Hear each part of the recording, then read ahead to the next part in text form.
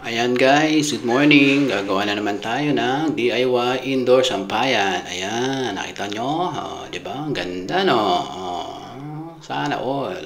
'Di ba? Ang saya-saya no. Ayan, napaglabanan may asawa ko. Turo ko kayong gumawa guys. Mabilisan lang 'yan. Kuha ka lang ng kahoy. Ayan.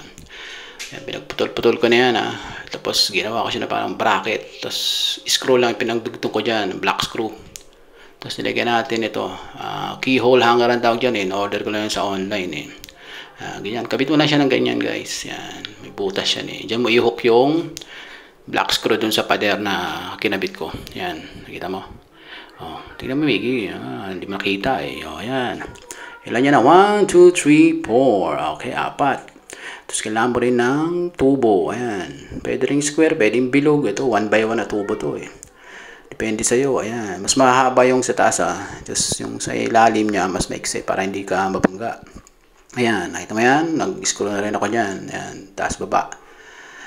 Meron din sa taas.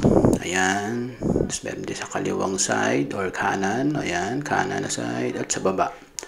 Meron din. Ayan. Tsaka dito.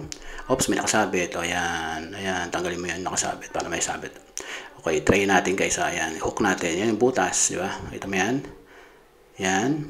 Pasok mo lang sa screw. Kailangan mantayin guys kung ano yung butas ng hook, pati yung yun din yung layo ng ano niya, screw. Yan. Tapos kabit din natin yung kabila. Yan, yung kanan. Ayan. And then, gamit lang. Shoot natin maigi. Malikot dandan. Ayun. Ayun guys, kinabit ko sa taas guys Ayan, testing natin. Ayan. Oops. At lagyan nyo rin ng harang guys yung bracket para hindi matatanggal yung tubo. Ayan, ito nyo. Parang meron siyang sapitan. Ayan. Tapos taas naman lagyan natin. Ayan. Oops. Ayan. Okay ganda Okay. Okay ba? Tibay no? Siyempre, hindi yan kompleto pag walang testing. Testing natin yan guys. Ayan Kuha tayo mabigat. Ayan, ito mabigat to guys. 3 kilo isa nito. Ayan, ito 3 kilo. 3 kilo yung pantalon. Ayan. Tapos 3 kilo yung pangtaas. So, 6 na kilo guys. Mabigat na rin yan guys. Diba? Ganda. Sakto guys no. Ayan. Tuwa na may asawa ko na ito.